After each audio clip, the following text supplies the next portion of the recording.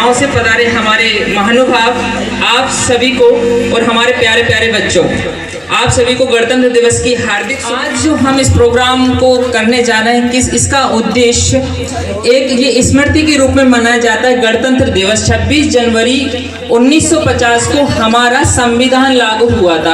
अभी हमारे गांव वाले भोले वाले लोगों को इसका कुछ भी आइडिया नहीं होता है कि 26 जनवरी हम क्यों मनाते हैं। अधिकतर लोग बोलते हैं कि हमारा देश आज़ाद हुआ था, लेकिन आपको क्लियर कर दें हम कि ये स्मृति, जैसे हम बर्थडे मनाते हैं कि स्मृति के रूप में हम मनाते हैं। 15 अगस्त 1947 को हमारा देश आज़ाद हुआ था, लेकिन कम्प्लीटली हमारा आज के दिन 26 जनवरी 1950 को हमारे देश का नियम कानून लागू हुआ था, जो हमारे भीमराव अंबेडकर की अध्यक्षता में प्रारूप समिति के अध्यक्ष थे। ये हमारा संविधान लागू की एक किताब बनी हुई थी, जिसी के आधार पर आज हम समाज में जीने लायक हैं। अगर ये संविधान ना होता तो आपको पता है संविधानों के अधिकार के आधार पर ही हम जीते हैं। आज नियम कानून के आधार पर हम पुलिस में चले जाते हैं, कहीं पर भी अपना अधिकार मांगने के लिए न्यायालय में चले जाते हैं। स्कूल मतलब एक ऐसा किताब है, जैसे कि हमारे रामचरितमानस है, जैसे हमारे श्रीमद् भागवत गीता है, ऐसे ही ये संविधान है जिसने हमें जीने का अधिकार दिया है और कई अधिकार हमें इसने दिलाए हैं।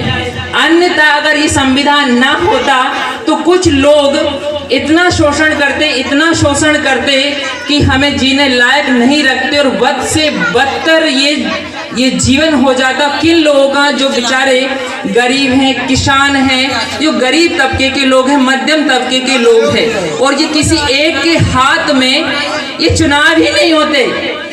आज अगर संविधान न होता, ये चुनाव भी नहीं होते।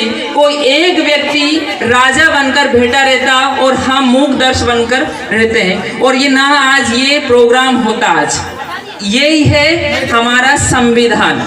और अब मैं हमारे कुछ मित्र हैं, गोलू भाई हमारे इधर पे खड़ा है, मुझे दिख नहीं रहा है, हाँ ये गोलू है, हमारा रामेश्वर भाई है, एंड हमारे ये मनोज भाई, और एक दिलीप भाई, और मेरा मित्र अनिरुद्ध, और एक हमारे सामने बैठा है गोलू, हमारे निरंजन सिंह जी के पुत्र।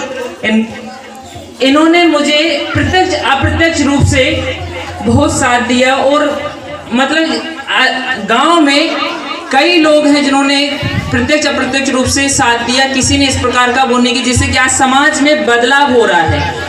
और बच्चे तो मानो कि भगवान का रूप होते हैं, ये बच्चों में कभी भी आप कमी नहीं देख सकते। कमी अगर इनमें है तो वो माता पिता की कमी है, अगर इनमें कमी है तो वो मेरी कमी, मैं टीचर हूँ। अगर इनमें कुछ भी गलत, चोरी की आदत है, झूठ बोलने की आदत है, छल कपट करने की आदत है, तो उसके दो ही जिम्मेदार है, एक माता पिता और दूसरा शिक्षक। और अगर मेरा स्टूडेंट्स गलत है तो उसकी मैं जिम्मेदारी लेता हूँ और उसका मैं दंड का भी भागीदारी हूँ। और आज मैं एक शपथ लेता हूँ, मेरे पास अगर वो सब लोग गंगा उठाते हैं, मैं आज गंगा पे हाथ पे शपथ रखता हूँ, मैं कभी भी गलत बच्चों के साथ कभी कर नहीं सकता। क्योंकि 2-3 लोगों ने मुझे गांव में ये बोला कि तू बच्चों को गलत शिक्षा दे रहा है। मैंने आज तक गलत शिक्षा नहीं दी। मैं शपथ लेता हूँ, चाहे आप किसी भी मंदिर पे ले जाइए या मुझे आप गंगा मेरे हाथ पर रख दीजिए, और किसी गलत शिकायत नहीं करूंगा। मैं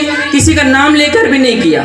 मैं इसलिए बोल रहा हूं कि मुझे प्रताड़ित किया गया है कुछ लोगों के द्वारा, इतना जो कि आप सोच नहीं सकते हो, जो कि सही नहीं है। और आज आप इसलिए बुलाया क्योंकि अलग अलग ले जाकर मुझे किस किस गांव घर में जाकर मुझे वो देनी पड़ती है कि मैं सही हूँ गलत हूँ। इसलिए मैंने आप सबको आज इकट्ठा भी किया है। अगर मैं गलत हूँ, बिल्कुल आप आकर हाँ मुझे बोल दी कि हाँ संतोष तूने किसी को गाली दी। मैंने सपने में भी किसी को गाली, मजाक में मेरे मुंह से गाली नहीं निकलती है, बुराई भी नहीं निकलती है।